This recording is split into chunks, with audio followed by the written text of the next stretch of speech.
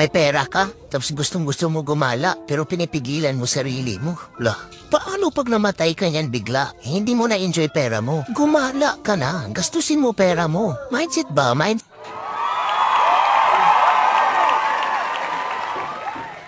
Marupok ko marupok pero hindi ko talaga kaya hindi kausapin yung jowa ko pag magkaaway kami. Ako yung nagsasabi na maghiwalay muna tayo, mag-cool off muna tayo. Pero like, hindi ako makatulog sa gabi pag hindi ko siya kausap. Tapos pag sinabi ko, wag mo akong kausapin, tapos hindi niya ako kakausapin, magpapanik ako kasi hindi niya ako kinakausap. Kahit anong galit ko, like, mag-isang sorry lang siya. I'm like, sige na.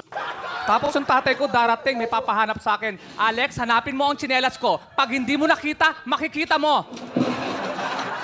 Hanggang ngayon, hindi ko pa nakikita. Kaya minsan na parang ayoko na umuwi sa bahay nun eh. Bala ko na maglayas.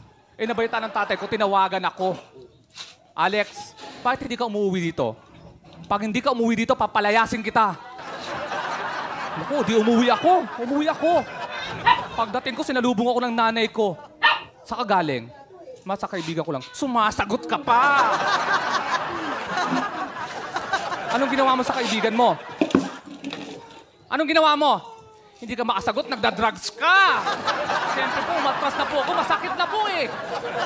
Sabi ng nanay ko, halika dito, kakausapin pa kita, hindi pa ako tapos! Halika dito! Siyempre, masunurin ako, lumapit ako, lalapit ka, lalabang ka, ha? Ang saya ng ano ko, tawa kayo ng tawa dahil ako nasasaktan. Sabi nila, ang isang relasyon daw masaya lang sa umpisa. Well, totoo naman. Kaya nga maraming naghihiwalay, di ba? Kaya nga maraming relasyon ang hindi nagtatagal, di ba? At kaya nga maraming tao ang hinihiwalayan yung jowa nila kasi nakatagpo sila ng bagong saya sa ibang tao. Alam mo kung bakit? Kasi hindi nila naiintindihan yung totoong kahulugan ng love. At dahil hindi nila alam yung purpose nila sa isang relasyon. Dahil akala nila pag pumasok ka sa isang relasyon, masaya lang. Na kapag pumasok ka sa isang relasyon, ay puro lang kilig, pagmamahal, at alaga lang yung makukuha mo na galing sa isang tao. Kaya ito gusto ko lang sabihin sa'yo to. Kung ganyan yung relasyon na gusto mo, kung ganyan yung klase ng tao ang hinahanap mo, for sure marami kang masasaktang tao. For sure, maraming puso ang mawawasak dahil sa'yo. Kasi kung may isang araw lang na hindi masaya, iiwan mo na yung isang tao eh. Kung may isang problema lang na darating, iiwan mo na yung isang tao eh. Sa isang relasyon, hindi importante kung gaano nyo kamahal yung isa't isa araw-araw. Alam mo yung mas importante? Ay yung pinipili nyo yung isa't isa araw-araw. Kasi hindi mag-grow yung isang relasyon kung walang mga problema at pagsubok eh. Dahil dyan kayo mas lalong pinatitibay. Dyan nyo makikita kung gaano nyo kamahal yung isa't isa. Kaya ikaw, kung ikaw ay nasa isang relasyon ngayon, isipin mong mabuti. That relationship is not all about love and happiness. But it is also choosing the person every day. Choosing each other every day.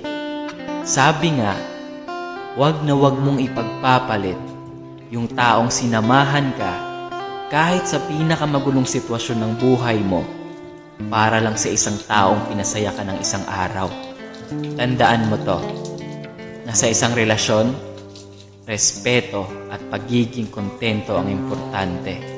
Wag na wag mong lolokohin yung isang taong totoong nagmamahal. Dahil sila ang dapat at karapat-dapat na pinapahalagahan. Tandaan mo yan.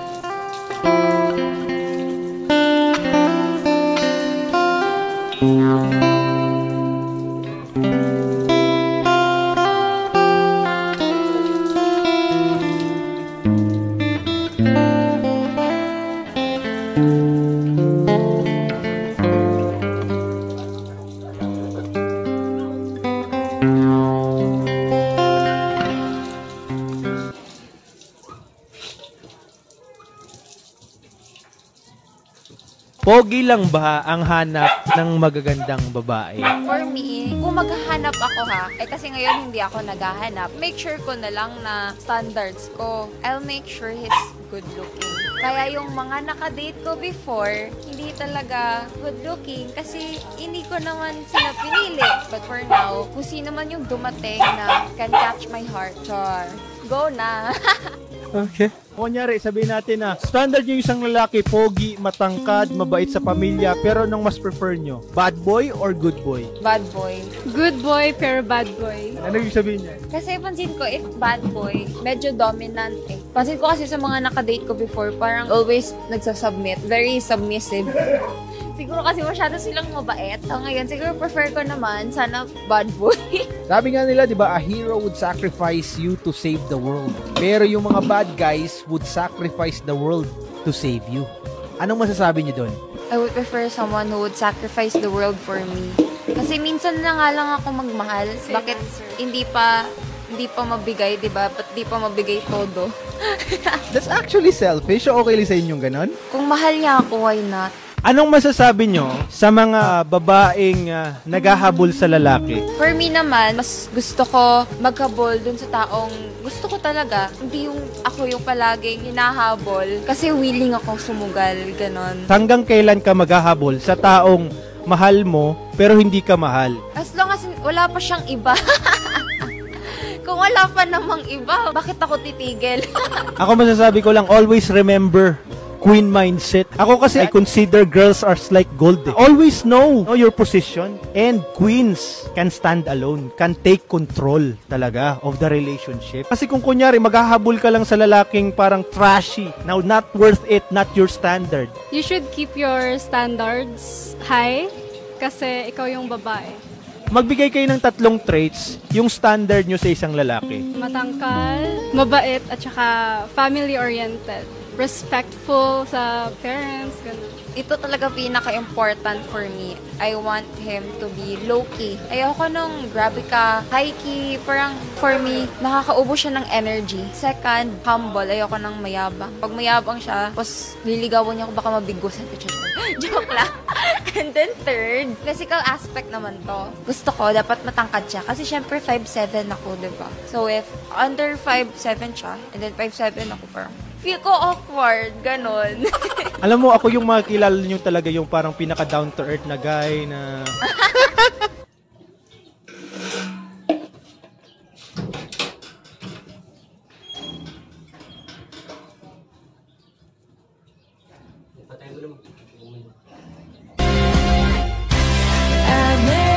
Mahirap ilabas ang emosyon pag lalaki ka. Kasi when we start to open up, tatawanan ka lang. Sasabihin, okay lang yan, inom lang natin yan. Pag sa babae naman, sasabihin, sad boy. Siguro mas marami lang talagang nasasaktan na babae. Pero pag nasaktan ang lalaki, tahimik lang yan. Pero deep inside, gusto niya nang ma-end yung suffering. Nasasaktan din kami. Pag sobra kaming nag-alaga, sobra naming binigay ang lahat, painful din para sa amin yun. And yun yung hindi na-accept ng ibang babae. Kasi we view men as matapang, as brusko. Kaya niya ang lahat. Yes, kaya namin ang lahat. Pero minsan, gusto lang din namin na someone will ask us, kamusta ka bro? Okay ka lang ba sa nararamdaman mo? Pero wala.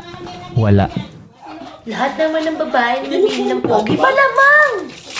Pogi! Kesa nakuhain kami ng pangit. Ha? Kasi double kill yun. Kayo nga, naninigo kayo na magaganda. Sasabihin nyo, pag maganda yung nililigawan nyo, pogi lang naman yung mga sinasabi. Malamang! Ala, nasaktan kami ng mga... Ikaw ang simula, magpahanggang wakas, di na matapos pa. At sa